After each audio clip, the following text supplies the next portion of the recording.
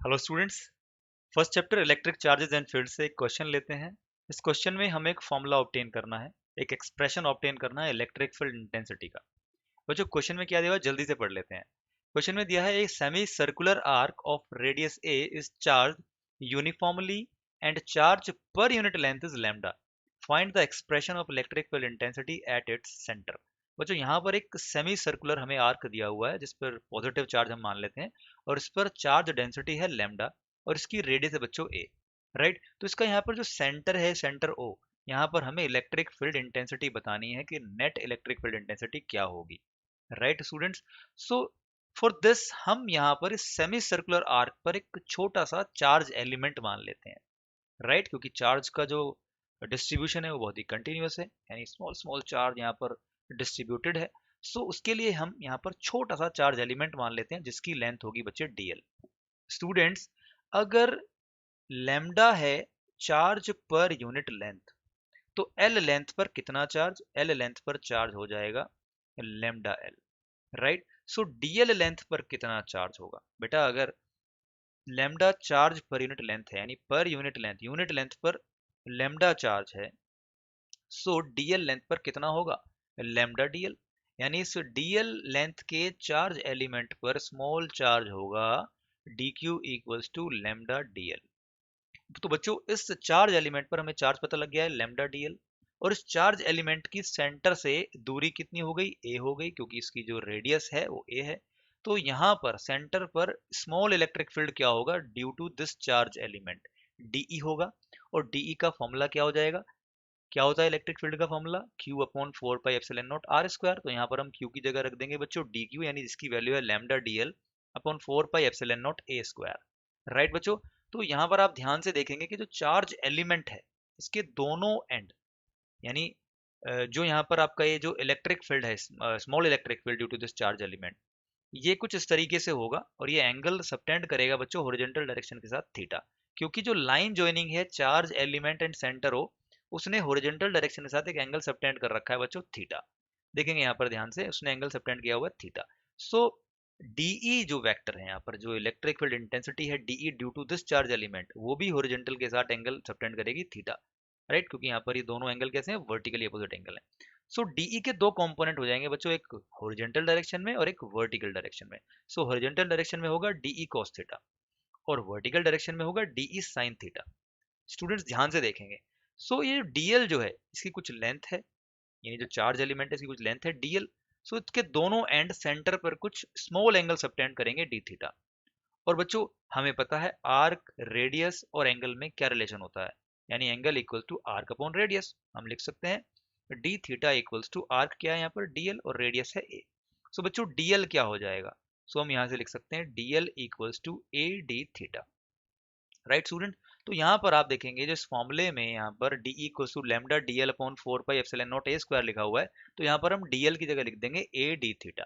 Right, यहाँ पर हम लिख देंगे d equals to lambda a d theta upon 4 pi epsilon naught a square. Students ए यहाँ से डिनोमिनेटर में ए के स्क्वायर को कैंसिल कर देगा और हमें डीई की वैल्यू मिलेगी सेंटर पे lambda D theta upon 4 pi epsilon naught ए। बच्चों छोटे से चार्ज एलिमेंट की वजह से है अभी फिलहाल यहाँ पर जो डीई की वैल्यू आई है, और इसके दो कंपोनेंट हैं एक हॉरिजॉन्टल और एक वर्टिकल। सिमिलरली जैसा हमने यहाँ पर राइट हाफ में सेमी सर्कुलर आर्क के राइट हाफ में एक चार्ज एलिमेंट कंसीडर किया है, उसी तरह इसी सेमी सर्कुलर आर्क में लेफ्ट साइड में, आपके लेफ्ट साइड में एक और हम यहाँ पर चार्ज एलिमेंट कंसीडर कर लेते हैं बिल्कुल सेम तरीके से, उसका भी अपना कुछ इलेक्ट्रिक फील्ड होगा और उसके भी दो कंपोनेंट्स होंगे। तो आप यहाँ पर देखेंगे कि दोनों चार्ज एलिमेंट के कोस कंपोनेंट एक दूसरे के अपोजिट आ जाते हैं, यानी ये दोनों एक दूसरे को बच्चे कर देंगे कैंसिल आउट। राइट, यानी दोनों एलिमेंट के जो इलेक्ट्रिक फील्ड के कॉस कंपोनेंट है एक दूसरे को कैंसिल आउट कर देंगे, यानी दोनों के जो इलेक्ट्रिक फील्ड के साइन कंपोनेंट है वो एक ही दिशा में आएंगे, एक ही डायरेक्शन में आएंगे, सो उनको हम कर देंगे एड अप। अब इस सेमी सर्कुलर आर्क पर सिर्फ दो ही करंट एलिमेंट, दो ही चार्ज एलिमेंट नहीं है, बहुत सारे हैं, क्योंकि ये सेमी सर्कुलर आर्क बहुत सारे चार्ज एलिमेंट से मिलकर बनी है। सो सभी चार्ज एलिमेंट के साइन कंपोनेंट अगर ऐड हो जाएं तो हमें सेंटर ओ पर नेट इलेक्ट्रिक फील्ड मिल जाएगा बच्चों। सो यहाँ पर नेट इलेक्ट्रिक फील्ड कैसे आएगा, हमें यहाँ पर नेट इलेक्ट्रिक फील्ड के लिए, नेट इलेक्ट्रिक फील्ड ई के लिए हमें यहाँ पर इंटीग्रल करना होगा किसका, डीई साइन थीटा का, फॉर ऑल द एलिमेंट्स, है ना। अब सभी एलिमेंट्स के डी साइन थीटा को अगर हमें ऐड करना है तो सिंपली हम डी साइन थीटा कर देते हैं इंटीग्रेशन, और थीटा की वैल्यू यहाँ पर 0 से लेकर पाई होगी।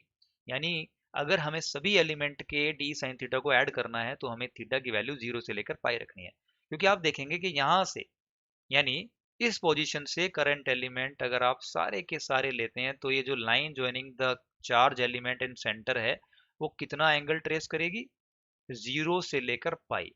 सो इसीलिए बच्चों हमने यहाँ पर जो लिमिट रखी है वो 0 से लेकर पाई रखी है डी साइन थीटा में। डी की वैल्यू ऊपर हम ऑलरेडी पहले ऑब्टेन कर चुके हैं, lambda D theta upon 4 pi epsilon naught ए, राइट। तो यहाँ पर बच्चों लिमिट्स रख दी 0 से लेकर पाई, डी की वैल्यू पुट की lambda D theta upon 4 pi epsilon naught ए साइन थीटा का इंटीग्रल कर दिया 0 से लेकर पाई। बच्चों यहाँ पर lambda upon 4 pi epsilon naught ए ये कांस्टेंट वैल्यू है, इसको हम इंटीग्रल के बाहर ले आएंगे स्टूडेंट्स। तो इंटीग्रल होगा यहाँ पर साइन थीटा का, और साइन थीटा का इंटीग्रेशन होता है माइनस कॉस थीटा। बच्चों लिमिट्स हो जाएंगे 0 से लेकर पाई, माइनस साइन बाहर कॉमन ले लेंगे, अंदर बचेगा कॉस थीटा, और कॉस थीटा में थीटा की वैल्यू एक बार आप पाई रखेंगे, एक बार आप 0 रखेंगे, बीच में लगाएंगे माइनस साइन जैसा कि आप करते हैं डेफिनेट इंटीग्रल में।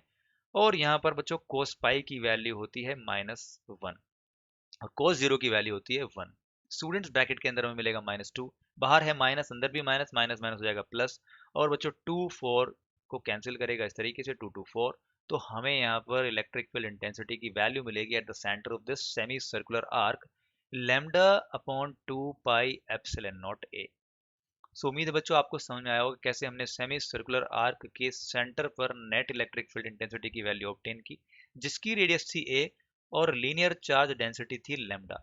स्टूडेंट्स अगर ये रिंग कंप्लीट होती तो सेंटर पर इलेक्ट्रिक फील्ड इंटेंसिटी की वैल्यू 0 आती, क्योंकि उस केस में जो अपोजिट चार्ज एलिमेंट होते हैं उनका फील्ड एक दूसरे के अपोजिट होता है, तो सभी चार्ज एलिमेंट का फील्ड एक दूसरे का अपोज करता है, अपर हाफ कह लीजिए या लोअर हाफ कह लीजिए, राइट स्टूडेंट्स। तो इस तरीके से हमने यहाँ पर समझा कि सेमी सर्कुलर आर्क जिसकी रेडियस ए थी, जिस पर लीनियर चार्ज डेंसिटी थी लैम्डा, उसके सेंटर पर इलेक्ट्रिक फील्ड इंटेंसिटी का फॉर्मूला क्या होगा, lambda upon 2 pi epsilon naught ए। यहाँ पर लैम्डा है लीनियर चार्ज डेंसिटी और ए है यहाँ पर radius of this semi circular arc. उम्मीद है बच्चों ये डेरिवेशन आपको समझ में आई होगी अच्छे से।